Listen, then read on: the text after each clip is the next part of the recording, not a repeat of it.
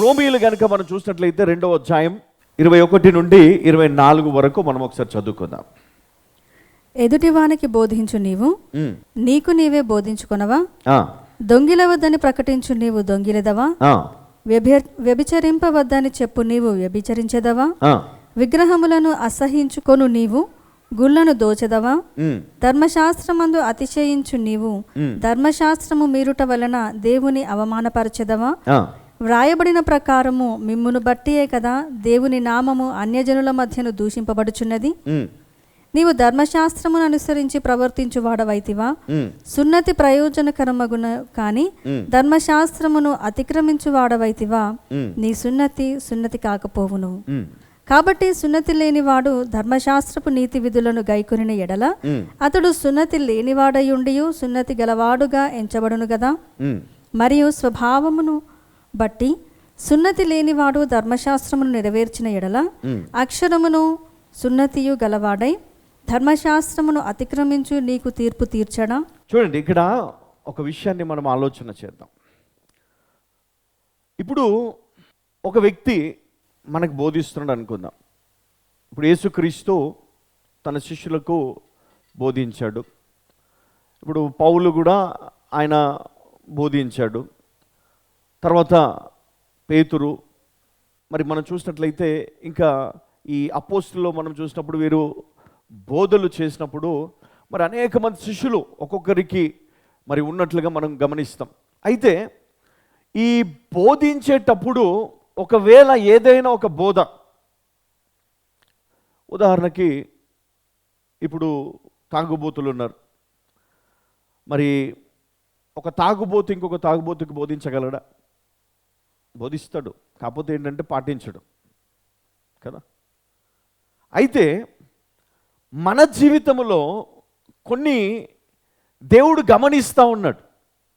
మనము ఇతరులకు బోధిస్తాం కదా. ఇప్పుడు తల్లి కుమారునికి చెప్తూ ఉంటుంది, లేదా కుమార్తెకి చెప్తూ ఉంటుంది ఇట్లా చేయొద్దు.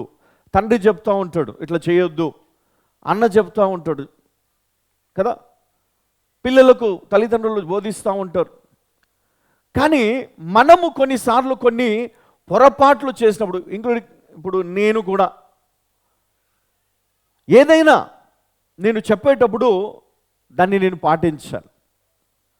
అయితే యేసుక్రీస్తు ఈ లోకానికి రాక మునుపు పరిస్థితులు వేరే. అయితే అప్పుడంతా కూడా అలాంటి పరిస్థితి ఉంది.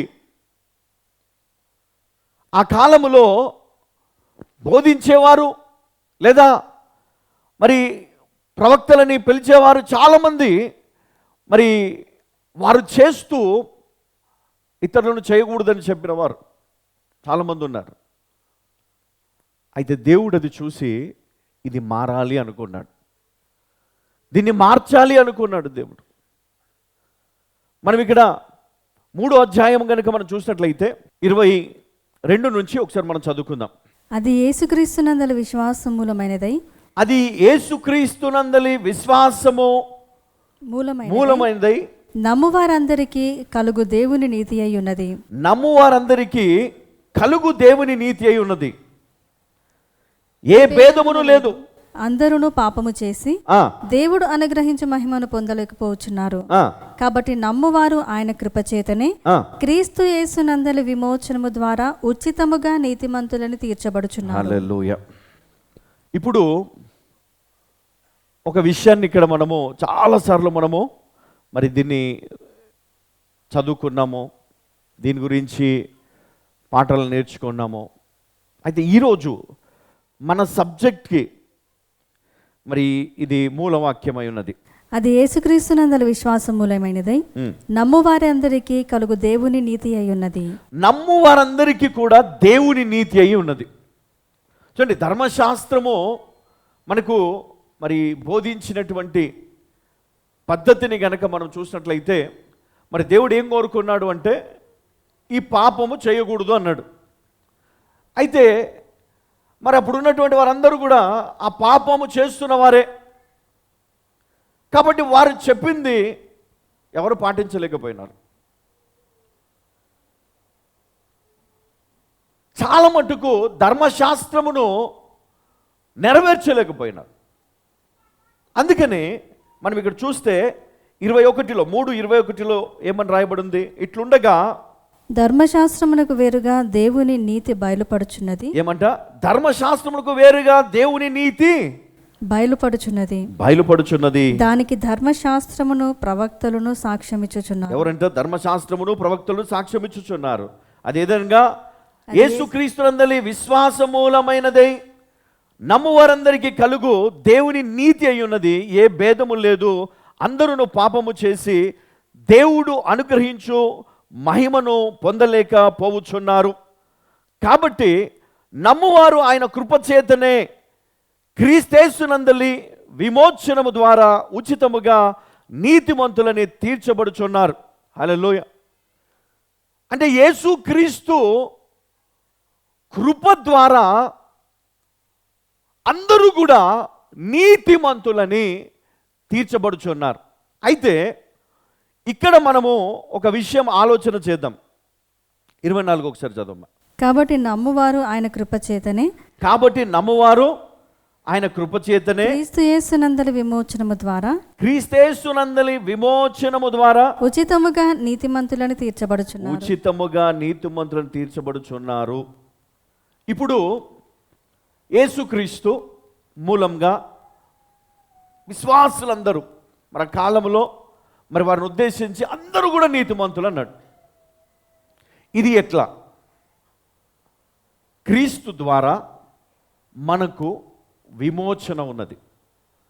క్రీస్తు ద్వారా మనకు మన జీవితాలకు ఒక పవిత్రమైనటువంటి మార్గం ఉన్నది. అది పరలోక మార్గం.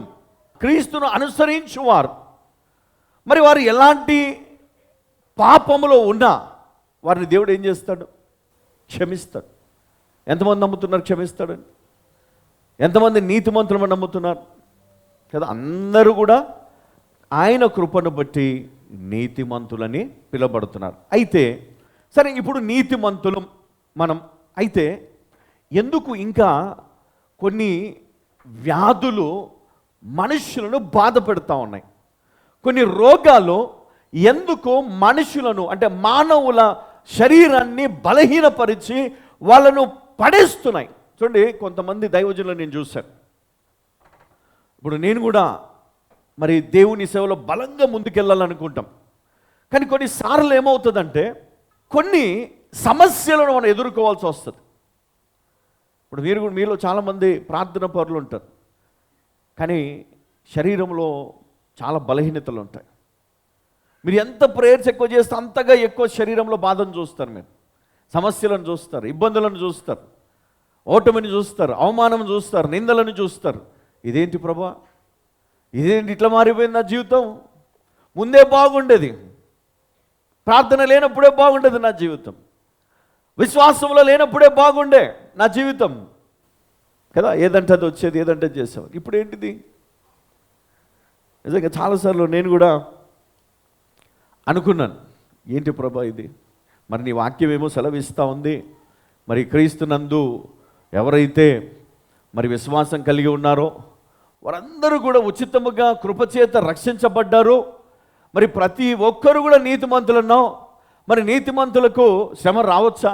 ఇబ్బందులు రావచ్చా? రాకూడదు కదా. ఎంతమంది నమ్ముతున్నారు రావద్దని? అమ్మా, ఇప్పుడు నీతిమంతునికి అనేక శ్రమలను బైబిల్ చెప్తా ఉంది కదా. కలుగు కదా, ఎన్నో ఆపదలు ఉన్నాయి. కానీ నీతిమంతునికి ఎవరు తోడున్నారు? హల్లెలూయా. ఎవరు తోడున్నారు? గట్టిగా చెప్పండి. దేవుడు తోడున్నాడంట. అంటే చూడండి, ఇప్పుడు ఒక విశ్వాసి నీతిని అనుసరించి సాధించింది ఏం లేదు, సున్నా. అందుకనే యేసు క్రీస్తు మూలముగా నీతిమంతునిగా తీర్చబడ్డవారు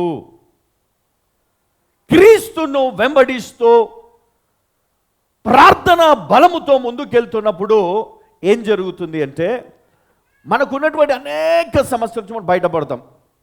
కానీ ఇది జరగట్లేదు ఎందుకు అని దీని గురించి నేను చాలాసార్లు బైబిల్ చదివినప్పుడు కొన్ని మరి నేను చూడడం జరిగింది. ఏంటంటే చూడండి, లూకా సువార్త 13వ అధ్యాయం 11 నుంచి ఒకసారి మనం చదువుకుందాం.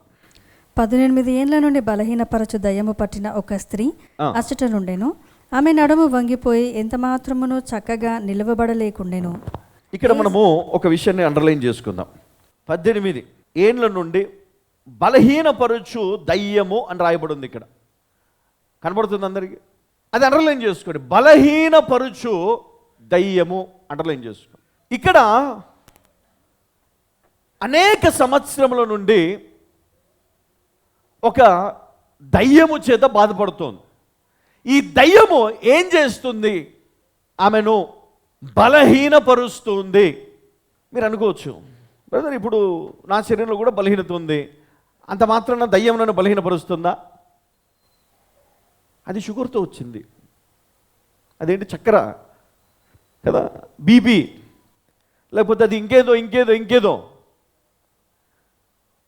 యేసుక్రీస్తును వెంబడించే వారు లేదా క్రీస్తు యేసు కృప ద్వారా ఈ లోకములో బ్రతికే మనము ఏం కలిగి ఉండాలి? ఇవేవి కూడా మనలను ఇబ్బంది పెట్టకుండా వాటిని మనము జయించాల. ఇవేవి మనను ఇబ్బంది పెట్టకుండా. మరి ఎందుకు ఇబ్బంది పెడుతున్నాయి? మరి నువ్వు ప్రార్థన చేస్తున్నావు, నేను కూడా చాలాసార్లు ప్రార్థన చేశాను, ఉపవాస ప్రార్థనలు చేశాను, బలహీనత వచ్చేస్తుంది. ఏమొస్తుంది? బలహీనత.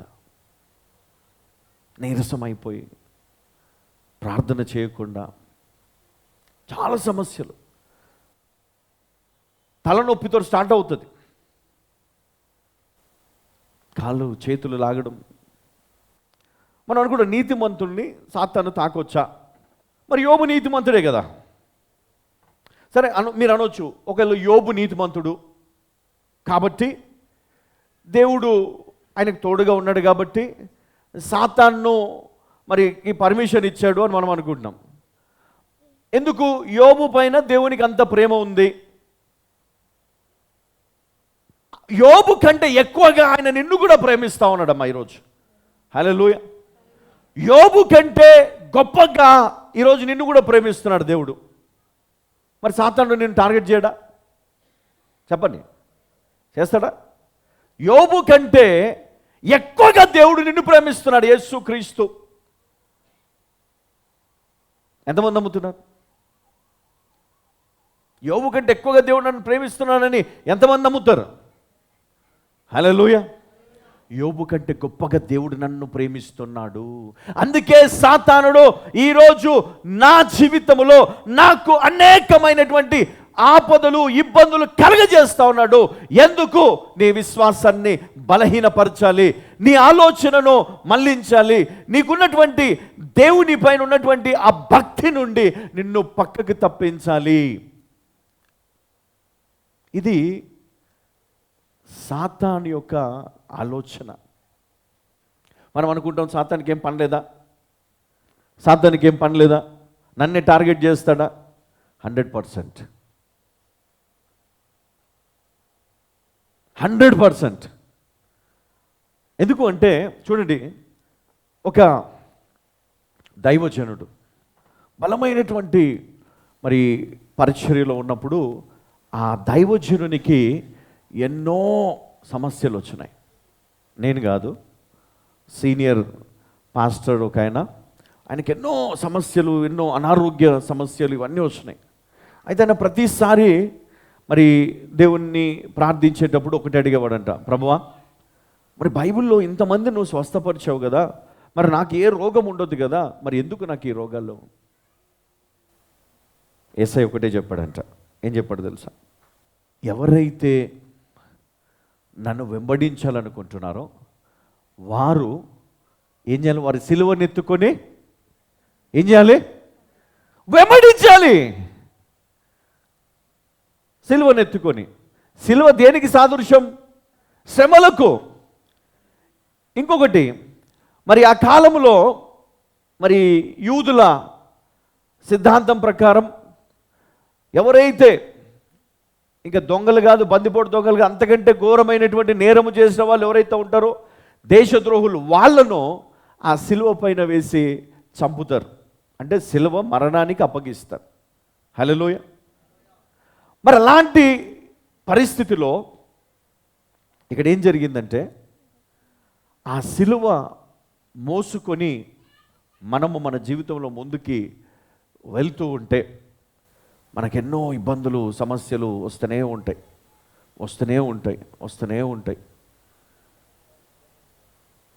అయితే దేవుడు మనకు శక్తినిస్తాడు. హల్లెలూయ. ఎన్ని వచ్చినా, ఎన్ని ఆపదలు వచ్చినా, ఎన్ని ఇబ్బందులు వచ్చినా దేవుడు ఏం చేస్తాడు? మనల్ని కాపాడుతూ తీసుకొని వెళ్తాడంట. హల్లెలూయ. ఏం చేస్తాడు? కాపాడుతూ, బలపరుస్తూ. హల్లెలూయా.